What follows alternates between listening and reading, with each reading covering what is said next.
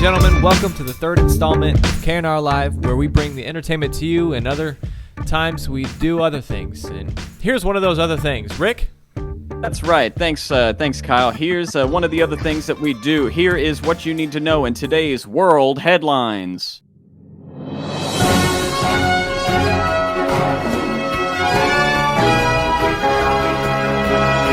Today in world news, the People's Republic of Bolivia declares pencils to be the acoustic version of pens. In other news, a crazed maniac with a boomerang infiltrates an indoor skydiving facility and throws it into the wind tunnel. Stay tuned for reports on its return, if it ever does. In other news, Evel Knievel rose from the dead today to perform a jump over his own grave. But due to a disastrous mechanical failure, he just fell right back into his freshly excavated hole about mid-jump.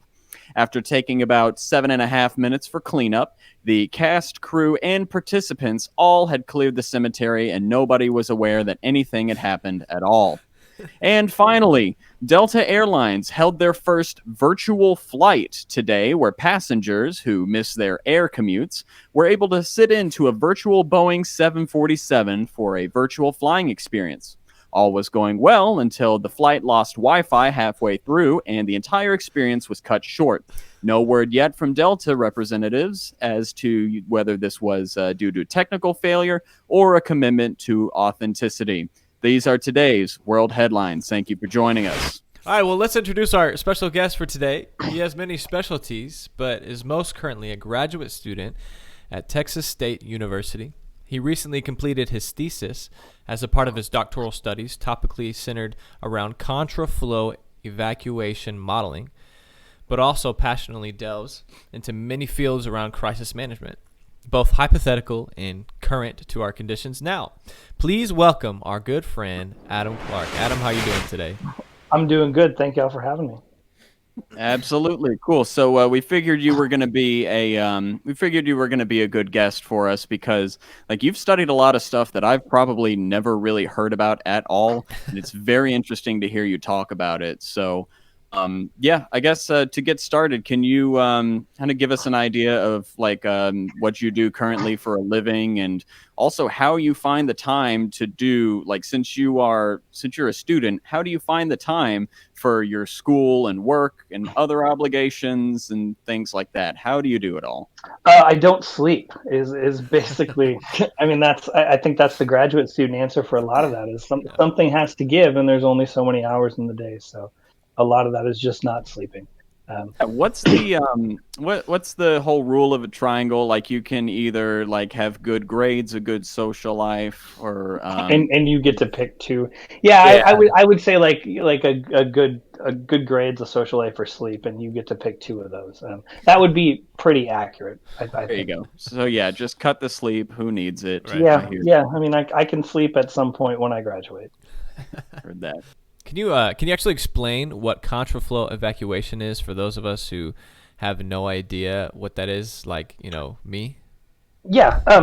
So contraflow evacuation is, in a base sense, it would be reversing the flow of traffic generally on an interstate, but it happens on a lot of local roads and whatnot as well. But completely reversing the flow of traffic in order to get as many people out of a specific area as possible, usually in the shortest amount of time. Wow.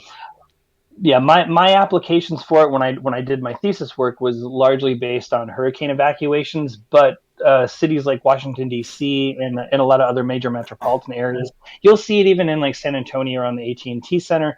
Those instances will use contraflow for event management. So they might flip the flow of traffic after a basketball game, or D.C. does it a lot in rush hour traffic, kind of in downtown, to get everybody out of that capital area as quick as possible at the end of the day. So it's a road management tool, but it's used a lot in emergency management and evacuation to get people to safety as quickly as possible. Yeah, that's such an interesting concept, because that's something obviously I've never heard of, but it's so specific. I wonder why people haven't. I'm sure people have thought about it, but how did you, if you don't mind, how did you come upon just this whole idea? So when I was doing my master's program, and I think that was what 2014 is when I actually started my master's program.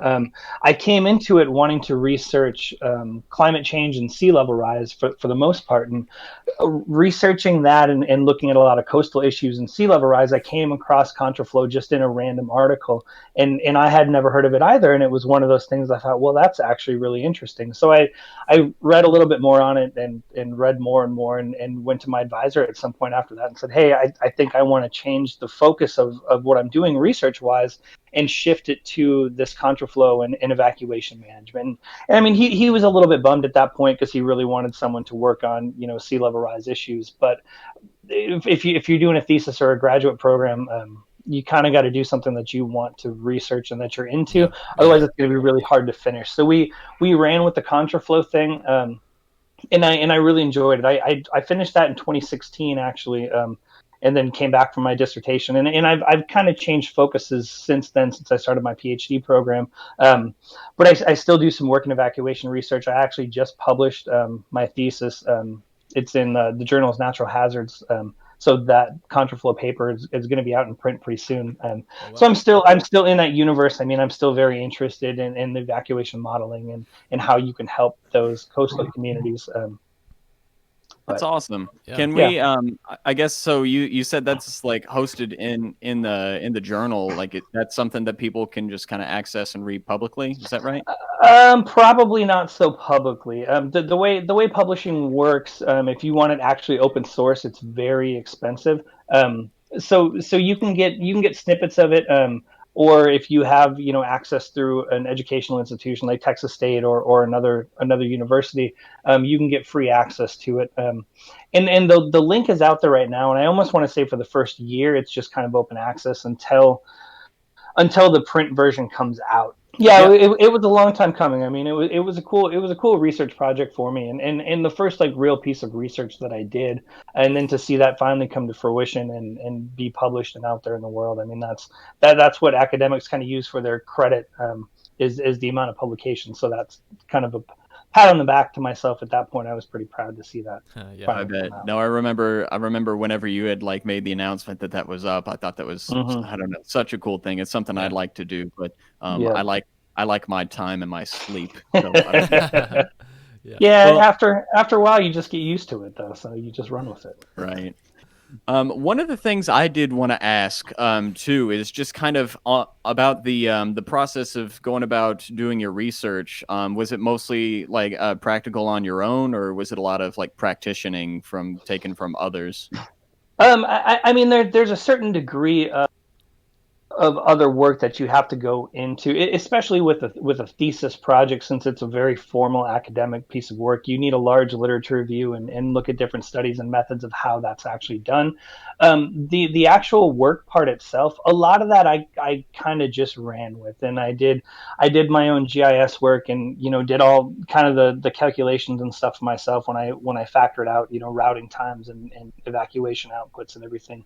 So there was a mix, and I mean a lot of the background methods that did come from previous research, just to know what might work and what might not, and how Contraflow works, and the theoretical output of vehicles per lane and whatnot comes from TxDOT and other published works.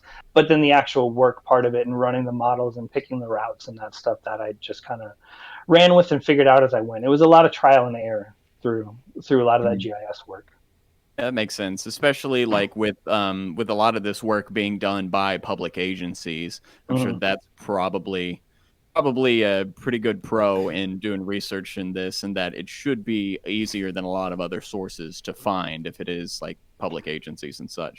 You would hope so, and it's gotten better. The experience that I had right away in it, because my initial project for this, I did Corpus Christi was the only area that I focused on, but the initial project that I was looking for was going to be kind of a comparative analysis of how it went in Corpus, and then in I want to say Mobile, Alabama, and then somewhere in Florida, and I don't remember now the Florida site that we were going to use, but we wanted to do a comparative analysis of 3 cities that were roughly the same size to see how different areas handled evacuations, based on different traffic structures, going to be a very different thing than Texas, since everything is confined in the peninsula, and all you can really do is go inland and north. Where Texas, you have 12 hours worth of Texas if you're on one side and go to the other.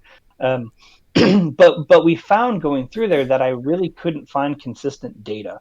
And when you're trying to build those road networks, you need a full complete road network to actually run the evacuation models. And from like the Alabama DOTs and the Florida DOTs, they just weren't complete data. And I'd have the major highways, but none of the inland kind of back roads, residential areas, none of that connected. And I wouldn't have had time during a master's program to really go through and construct almost from scratch the entire road network of some of those cities. I lucked out in, I think 2015 or so, a new data set came out for Corpus, and I lucked out that it was a very thorough, very complete data set, which was really the only reason I got to even do the project at that point. Otherwise, I kind of would have had to scrap it and do something else. That pretty much why you chose Corpus Christi for the most part? A lot of that, yes. And I wanted to do it because it was, because it was still Texas, it was close, it was relevant. I was able to go there and, do my own kind of photo research and take pictures of the area and look at some of the roads and some of the bridges that could be impacted. But it's also always a factor of, is data going to be available? And that's a big part with educational research, through a thesis, through a dissertation, that kind of stuff. And you can have these grand ideas, but it's not always practical because you only have, 2 years to complete a thesis, 4 years or so to complete a dissertation, because you still need to graduate. And I mean, if I was going for tenure or had, my career ahead of me, you have a lot more leeway to do some of those long-term projects where you just don't in a strict academic kind of sense.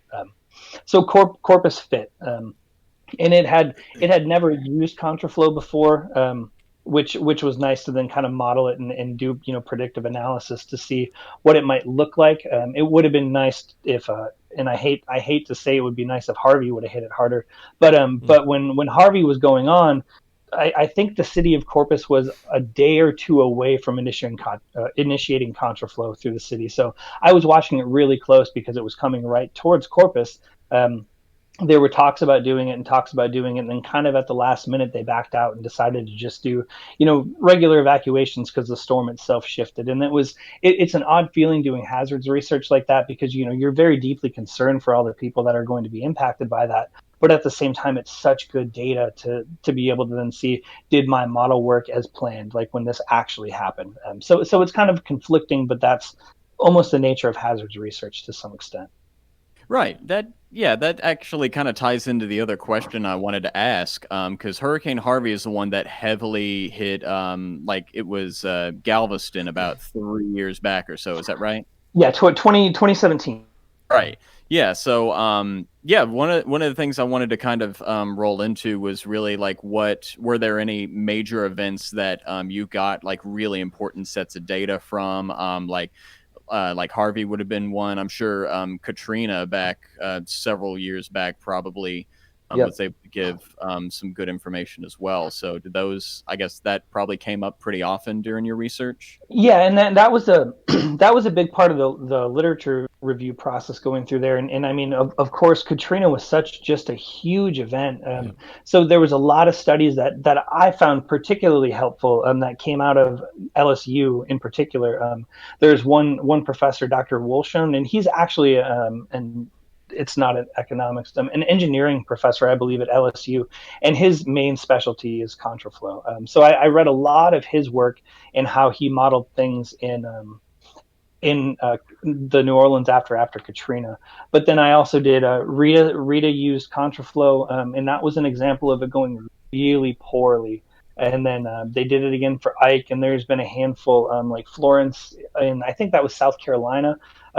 Was one of the very first ones to actually implement it. And it's interesting to kind of go through the time progression to see how they change things kind of, as you go, and you find out what works, you find out what didn't. But unfortunately, with that kind of a storm, you never really know what's going to happen, and something can shift so quickly, and it can change paths, and then your planning is kind of useless at that point unless you have a very flexible plan. Right. No, and you spoke to it very well in that, like, your first priority should be the care of citizens and everyone who's being affected by this. But in that case, you do still want to take as much data from it as you can so Hmm. that you could prevent like these kind of damages and hardships for the future. So that's an Exactly. Yeah. And and that's almost the crux of hazards research. And I've had a lot of discussions with my cohort for my PhD program and with my advisor and everything on mitigation strategies. And I actually just did a project. It wasn't last semester. I want to say in the fall. I did a project with a friend of mine looking at kind of mitigation practices in general and the differences between mitigation and adaptation at various scales. And the issue that we run into a lot is we're always planning for the last disaster. And since you don't know what's really going to happen in the future, you have to just use what data is available to you. So we're looking at strategies to, how can we stop Harvey from happening again, rather than looking forward to, how can we stop a larger kind of storm or a storm coming from this way, or a hurricane with tornadoes, or really anything. We just don't know, so we're constantly planning backwards rather than doing a lot of forward thinking. And that's we need to stop doing that at some point, but it's really hard to get federal monies to Mm. do that research when you don't know what's going to happen. And in a proper mitigation plan, you won't have a disaster, and it leaves a lot of people saying, well, I don't know why we wasted that money then, since there wasn't a hurricane or there was no damage when it was. So yeah, I mean, mitigation gets touchy like that, and it's hard to get funding for a theoretical kind of thing when it's government federal monies. Yeah. Yeah, like if you have to be for whatever reason, just like we don't have the greatest track record of being proactive, and we're usually reactive to it. But Hmm. it kind of makes sense. Like, yeah, if you like if you're trying to be proactive about it, then that thing might never come and you wasted that money, even though Hmm. it does have the potential to be very, very helpful for those who need it at the time. Yeah, and really a great example of that. And this, I had a different dissertation for a little bit, and I actually recently switched. But I was going to look at the Houston area in general, and look at all these different hurricanes that hit the area, and see how they changed their local policies and building codes and zoning codes and everything after each of these major storms, and looking at Allison and Ike and Harvey.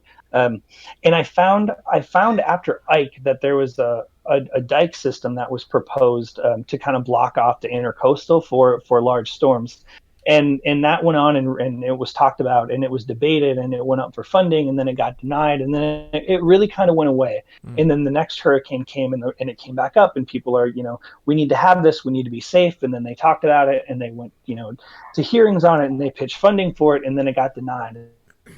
And every time there's a hurricane, this dike project gets brought up again, but it never actually happens, because you have a lot of environmental concerns of blocking off that waterway, but you never know what's going to happen again. So it's hard to get enough support behind it to really put $5 billion into a project, when that money could go to so many other programs and help people now, rather than keep people safe in the future. And there's a disconnect there where we're always, we try to be concerned for what's going to happen down the road, but we think in the now, and that's a problem in hazard planning, really. Wow. Well, thanks for that, Adam. From here, we're going to go into another segment that we have, just to split things up a bit. Let's go on to this week's Here's to That.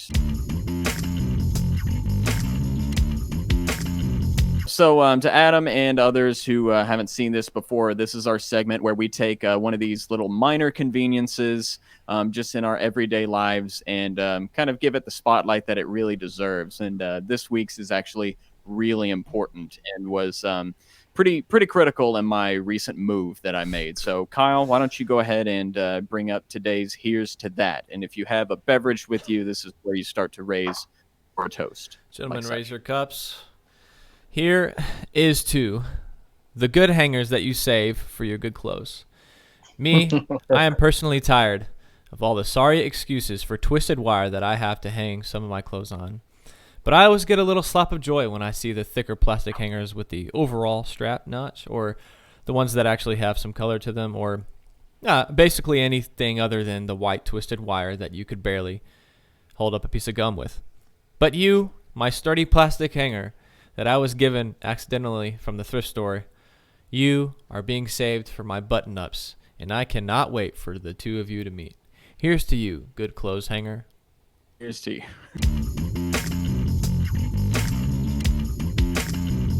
All right, so Adam, I know you've explained kind of a lot of the process and just the pros and cons to it, and obviously a big one is money, and the fact that we're a democracy is plays a huge part in deciding how to implement these processes and whatnot. But did you study how other countries implement these procedures, if they do it all? Because I'm sure there's other natural disasters and just things that they have to deal with. But have you studied that? And if you have, what kind of conclusions have you come to?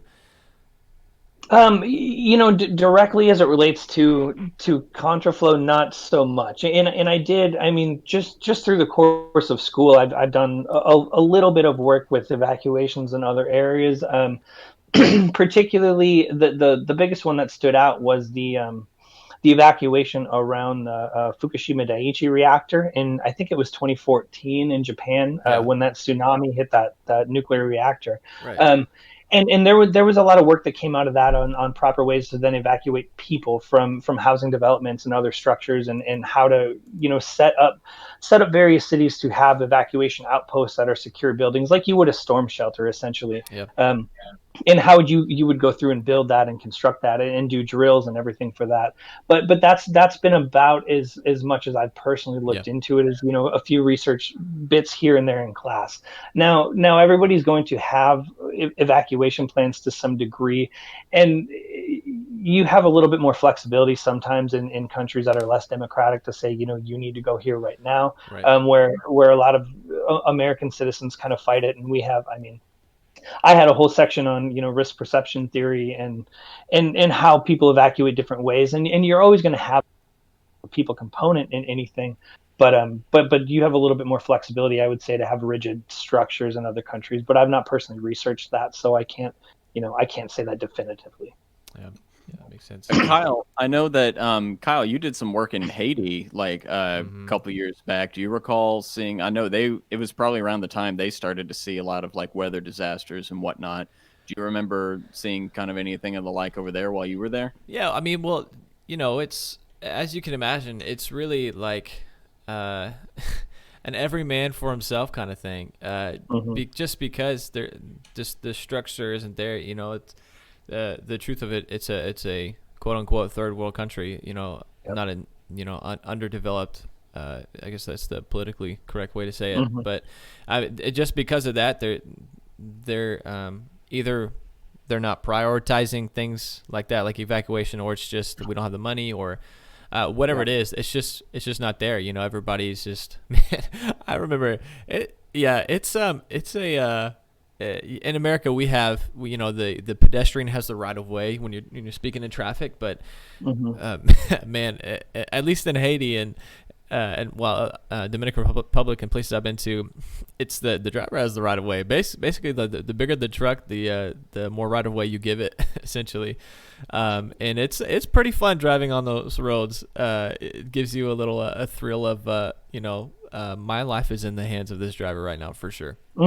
But and I haven't been in the country while a natural disaster happened or where they had to evacuate. But just seeing how they live everyday life, it's like there's no way that there's any kind of process to implement an evacuation. And so that's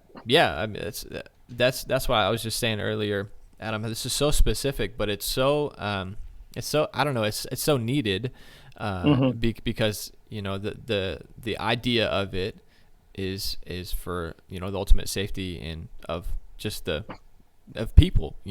I guess the other questions that we had kind of go off from there. So we know that Contraflow was basically what you studied for when writing your thesis, and I guess you kind of moved away from that a little bit. So I wanted to ask a few other things that I remember you talking about. One of them in particular was about the GIS. You had mentioned GIS earlier, and I remember talking to you about you had created a GIS map for breweries around Texas. I did. such a cool project. Can you speak a little bit about that? Yeah, and that's it's turned into a pet project of mine, and I'm going to keep that kind of an ongoing thing, but on the burner because I need to graduate, and I can't necessarily turn in this beer map for my dissertation, but I'm working with a friend of mine in my cohort, and we're both into craft breweries. He's from Colorado, and he lived in the Denver area and visited all those all the time, and I try to get to as many in Texas as I can. So we turned a class project into, and really doing like hotspot analysis was the initial project, and looking at what areas in Texas have it would boil down to kind of the highest per capita or the highest instance of craft breweries. And I mean, no surprise in the results. It was Austin, it was Houston, it was Dallas. But we kind of took that a step further, and we decided to look at that same data and turn it into an examination of gentrification. So whether or not you could use instances of craft breweries to predict areas that have been or are currently gentrifying. So we spent a little bit of time over our Christmas break last year compiling a bunch more data that I got from TABC and looking at all the craft breweries. I think since 2014, maybe. Or no, that's wrong. Maybe going back to 2000, I think all the state that have opened, closed, or have an existing license. And we tracked those, and I made a GIS. It's a fully functional GIS that you can click on a brewery and it pops up the address and the website and the phone number and all the other information about it, and then you can do turn by turn directions to it as well. And it's not mobile friendly yet, which kind of sucks, and we'll get there at some point when we have more time to work on it. But eventually I think we might try to turn that into an app and have that just be a fun little thing we do on the side. But we did a project doing Texas craft brews and looking at gentrifications, particularly in like Houston and Austin, because that was the easiest to get the population and gentrification data. And we had that scheduled to present at a conference in April, actually, but then the conference got canceled because of COVID. So we're going to take that. I think next year the conference is in Seattle, so I think we're going to take that same project and expand on it a little bit and take that to cool. I'm going to now. With all the COVID and all the economic downturn that we're having, particularly with breweries and bars, because they're shut down, and that's kind of the hardest one hit that the government will go after and say we need people to stop congregating in bars. I'm going to recollect all my data probably sometime next spring, after hopefully things have settled down a little bit, and then I'm going to go back and run an analysis to see how COVID impacted the craft brew industry. I'm really interested to see, just in general, how COVID impacted different kind of projects, and we're working on a project right now. Yeah. Hey, Adam, sorry to interrupt you. Hold on, I've got some breaking news. This just in: the boomerang returned. The boomerang that he threw has returned. Okay, just needed to let you know that. Okay, I'm sorry. But no, to see how COVID is going to impact these various industries and see what it did to the craft brew business, because I would like to keep having my breweries all over the place that I could go to, and I mean, I have friends in the industry. I'd hate to see a lot of them shutter because of this. So it'll be an interesting kind of long term to see the economic impacts of that against breweries, and then still do the gentrification stuff as well. I like my beer and I like my GIS, so it's nice. It's nice to combine them. Yeah. Do you think like this? It just seems like a fun pet project, and I know your wife and you like to do or maybe like used to like to do the geocaching stuff too. Mm-hmm. Is that pretty much the same applications? As far as the mapping. I guess so. Yeah. Like, is that basically using the same approach that you would with like GIS mapping and things like that? Because ultimately, what I'm trying to get at is like, what other applications could you have for this type of technology, like in tandem with things like crisis management and whatnot? I'm sure it probably has lots of things. I mean, yeah. I mean, when you're talking purposes like that, I mean, you can do pretty much anything. If you can get the coordinates of something, you can map it. And we kind of had a joke in our department for a while that because we have a specific PhD track in GIS, and when GIS started getting pretty popular, it was just kind of termed guaranteed hire people that can do GIS.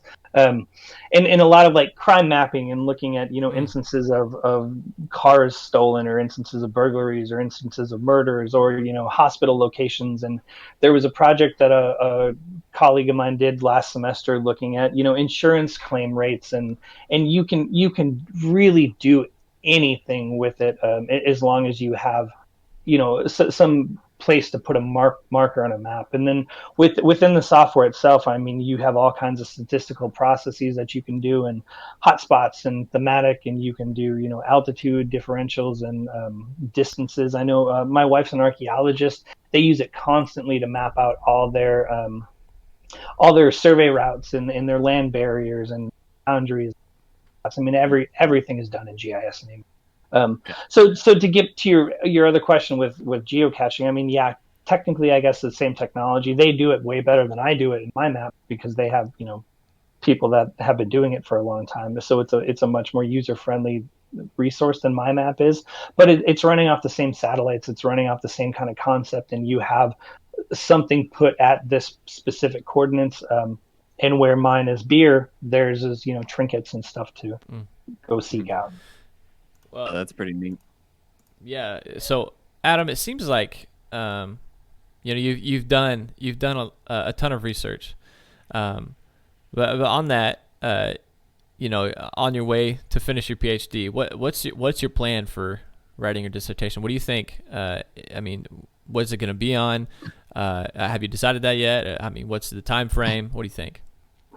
So we just switched to topic 4 last week or the week before, and I mean, COVID kind of really threw a wrench in what I was initially going to do. Oh, yeah. But we've settled on kind of a combination of some of the past works, and I'm going to take various disasters that have happened around the country, hurricanes and wildfires, tornadoes, floods, that kind of stuff, and then look at how those disasters have impacted the political landscape. Oh, wow. As much as I'm a human geographer and a hazards geographer, I'm really into politics, and I really follow a lot of politics, and I like to see, outcomes from different events. So I want to track those storms back to see, how a huge tornado or a huge hurricane might shape the political landscape across an area. Oh, wow. Yeah.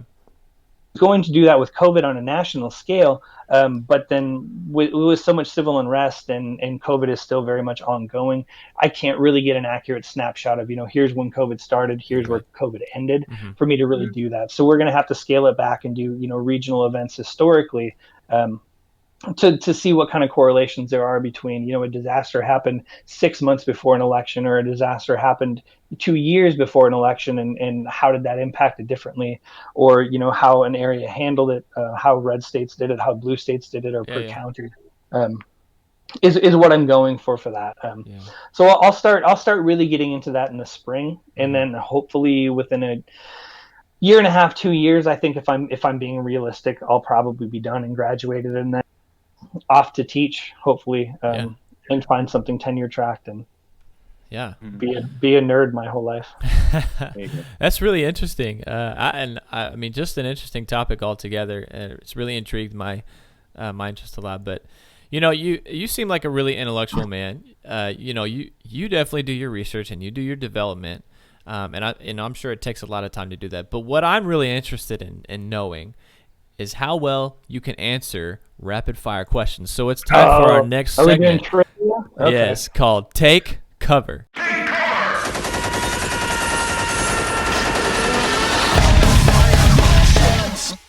All right, Adam, so what's going to happen is Rick is going to ask you these questions at a rapid pace, and you're going to have a specific time. We're going to give you, how many questions are there? We're going to give you 33.37 seconds to answer these. All right. Okay. It's totally accurate. Totally, I have my stopwatch right here. It's ready. Okay. All right. Cool. 37 point whatever time you said on the clock. Ready. Okay. Cool. Ready. Set. Oh, Adam, what is your favorite type of shark? Great white. Great white. Great. Second question. Where do you think Carmen Sandiego actually is? Probably in Maine. Maine. Okay. If you were a rock star with ties to organized crime, how do you think you would be assassinated? Oh, poison. Poison. Beautiful. Okay. Next question. How many staples is too many staples? 3. Okay. If you could be any kind of bird in the world, any at all, what would your favorite color be? Pink. Pink. Okay. And how are we doing on time? 5 seconds. Okay. How many fingers do you wish you had? Probably 8. Okay. Ding, ding, ding. I gotta respond to this last one though, because I have a rebuttal for this. You said that you wish you had 8 fingers. Now I don't know if you've ever tried to do anything with even one less finger, but it's extremely difficult. So please explain yourself. 8 fingers? I don't have a good answer for that. And my go-to 7. I don't know where the 8 came from. 10 fingers would probably be the ideal amount. I absolutely stand corrected on that response. I want 20 so that I can just play guitar a little bit better. You would need another hand. I was gonna say, yeah. You can't have. Like I want like contorted fingers. Like instead of just like all of them being like in a like next to each other, I want like some coming out of my knuckles that can. And like your fingers have fingers that you could do other things with. Yeah. Exactly. Think of how like and even like especially if you weren't born with that, but you just kind of like grew it one day, and then you like, oh, I've got all these new like fingers. What can I do with this? And think of how cool that would be. Well, guys, if you're watching this or listening to it, if you want to get connected with some of Adam's work, we'll have some links in the description below. And if you want to connect with us, and we suggest you do, our socials will be linked below. Make sure you subscribe and like. So, Rick, why don't you hit them off with our signature sign-off? Yes, the signature sign-off that we say every time, and it's always the same thing. So guys, remember, Big Stud Finder is a scam. You don't need stud finders. You can find them on your own without any piece of devilish technology that they will sell you that's marked up for crazy prices. Thank you, everyone. Good night. See you next time.